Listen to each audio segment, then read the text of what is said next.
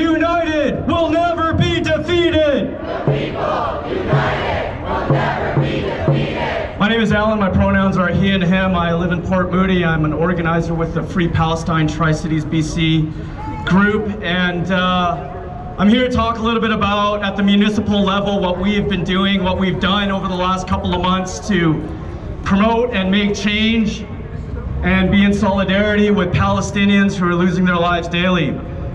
We have a rally every Sunday. It's a little call to action. First of all, Sunday at 3 p.m. at Coquitlam City Hall. Every Sunday, we've been doing this for the past 4 months. The support has been great. One of the ideas that came up was to approach City Council like a lot of municipalities have been doing. Over 80 of them now, I think, in North America. Simple letter. Write a letter to the government, ask for a permanent ceasefire, ask for an end to the arms that are being shipped not only there, but also from there to here, because they test weapons out there. Shame. Shame.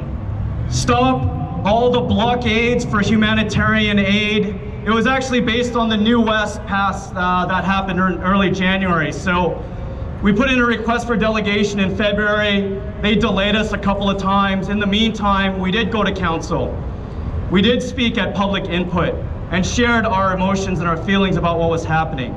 We also made a really simple request for a light change on November 29th, which is the International Day of Solidarity with Palestinians. And so if you need a call to action in your municipality, go to your council, find out what they can do, even if it's turning on lights on November 29th. They voted on it in February, and they actually came across unanimous for that lighting change. It was a bit of a win, so yeah. But it was a very small thing, and we voiced to them that our delegation was what we were coming for, and they scheduled us for May 26th.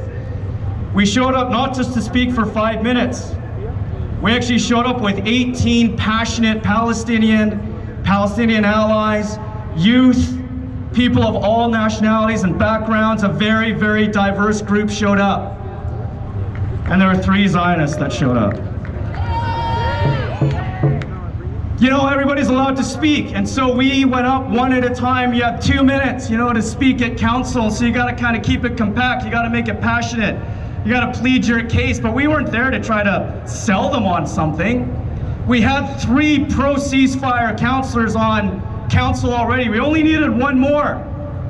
We only needed to convince 1 more to speak from their heart and be pro-humanitarian like these other councillors were. Councillor Amy, Councillor Haven, Councillor Samantha, we applaud you.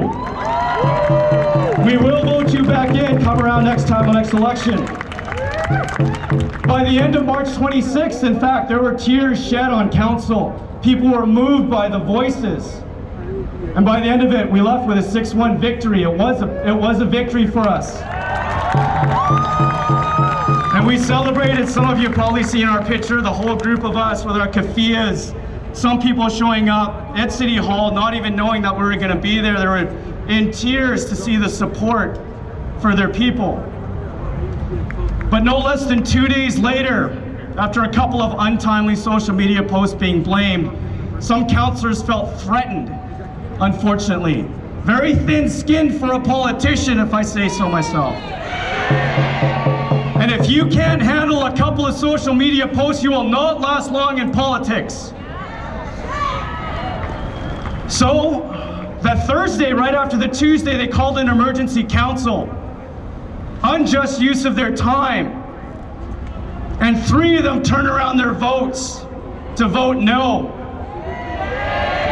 Who votes against a ceasefire? But we will not go away, and they said April 9th, they're gonna make another motion, a little local motion, something performative, something really small. We knew we needed to show up, not just to hear that motion, but we needed to speak our voice about what they were doing and why it was wrong and why it was a misuse of power. So when we did, we showed up. Not only did they silence our voices, because they did not let us speak, they changed the procedure in order to have pro-Zionist voices speak first, and then when the vote came to extend the time, they said no to us.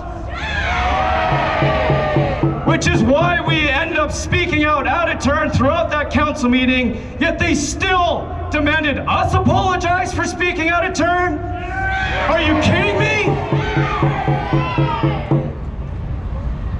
Shameful display after shameful display of racism was shown that night by the Port Moody Council, by folks who had Zionist pressure in their ear. It was not because of a couple of social media posts. So even when we did have our voice heard at the end, and we knew that our voices were pushed to the end, we had an Indigenous leader come up and speak. She spoke from her heart on her land. And what did the mayor do? When she went over her time, not extend her time to hear her voice, she shut down council and walked out on her. Pathetic. I'm embarrassed for council, and I still am going to return every Tuesday, every other Tuesday, to demand an apology. To be a continued voice for Palestinians globally. And this is no longer about a performative letter. In fact, this is something we didn't expect, but we now have the opportunity for systemic change right here locally in Port Moody, in the Tri-Cities, and in Vancouver. And some people ask, well, is it gonna make a difference in Gaza? It might not, sure, eventually, and maybe not right now. But what they did to us in the Tri-Cities will make a difference to those Tri-City residents, including myself. So I will continue to use my voice for good, and I ask all of you to continue to use your voice for good.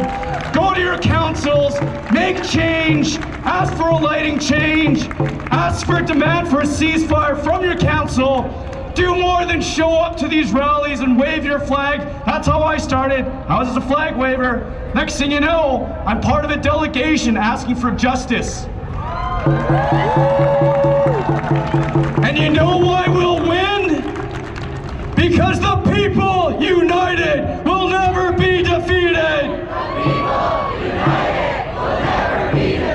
The people united will never be defeated. Free, free Palestine. Free, free Palestine. Free, free Palestine. Free, free Palestine. From the river to the sea, folks, thank you so much. Peace.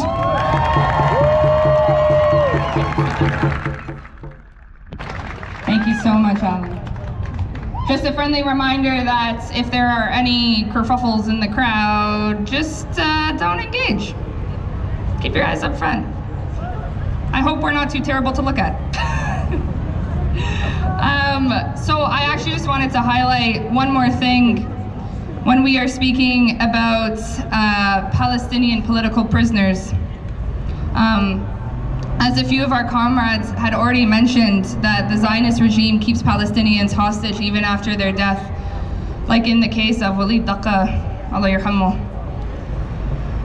One of the things that I could not help but keep thinking of is that punishing these prisoners beyond their death as a form of vengeance from the Zionist regime is literally a form of vengeance for their own failures to crush our people's resistance. Palestinians continue and will always continue to resist until victory and until return.